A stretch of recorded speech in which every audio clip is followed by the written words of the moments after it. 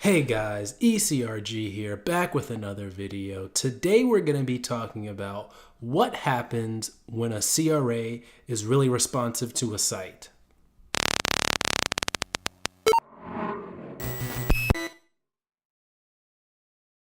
Hey guys, ECRG here, back with another video. Today we're talking what happens when a CRA, Clinical Research Associate, becomes really responsive to a site. So from the CRA's perspective, they want to be the best CRA, or typically they want to be the best CRA they can be. And sites will reach out, email, or call them whenever they have questions, which is perfect. That's what we encourage sites, study coordinators to do, people working at the site. We encourage you to reach out with questions because we don't want you to not follow the protocol. And then if you don't follow the protocol, then we've got major and minor deviations that could happen. So we want you to reach out whenever possible, whenever you got questions. But what I've noticed is when a CRA becomes really responsive, it's like a never-ending cycle because the sites start asking more questions because they know they can pick up the phone and call the CRA, or they can email the CRA at any time when they have a quick question. So that's why a lot of time, now this is from the site's perspective, that CRAs won't respond in the timeliest of manners, even though they can respond potentially. Maybe they're sitting there at an airport, or maybe, just sitting at home or something, chilling. They could respond, but sometimes they purposely take a little bit longer to respond because they don't want the sites to think that they're just standing there ready to ask questions. It's kind of a reverse psychology they play because they want the sites to be able to think for themselves and not always rely on the CRA when they have questions. I've got to be honest. A lot of the time, sites ask questions that are in the protocol or that have been discussed already or, have been talked to multiple times. And I know sites, study coordinators, they're usually working on multiple protocols at one time. I've heard anywhere from, a couple to all the way up to 9.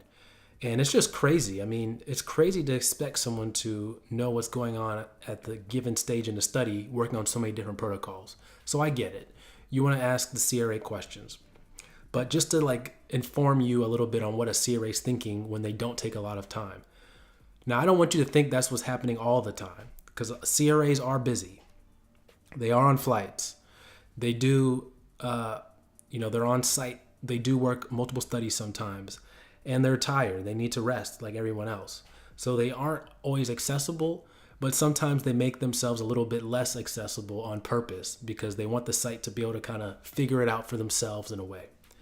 So this is something I've noticed as a monitor also, that the more responsive you are to site, the more questions they tend to ask because they know that they can always pick up the phone and call you or email you, whatever way your perfect form of communication is. So something to keep in mind from the site's perspective is kind of make sure that you reviewed the protocol. Maybe you've talked about the question in the past through email. So, review your emails, make sure you're not repeating questions or anything like that. A lot of the times the protocol does answer most of the questions. They are available in the protocol to be answered. And that is one of the reasons why the protocol is written. It is thoroughly written. And, they constantly update it with different versions. Not constantly, but a few times usually over the duration of a study, it will be updated.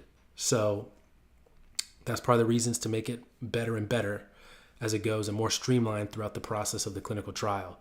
So that's just something to keep in mind. So definitely if you're a site asking questions, make sure you review the protocol before you're asking questions because a lot of times the answers can be found in the protocol.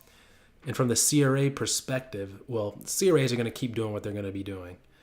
But just so you know, CRAs do take a little bit longer to answer questions, partly because they're busy, other part because they want the sites to kind of figure it out for themselves. And that, the more responsive you become to the sites, the more they're going to be asking you questions.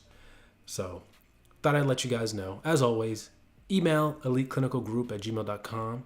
Any questions you may have, any inquiries you may have also. Follow us on the podcast, comment down below, like, share, subscribe.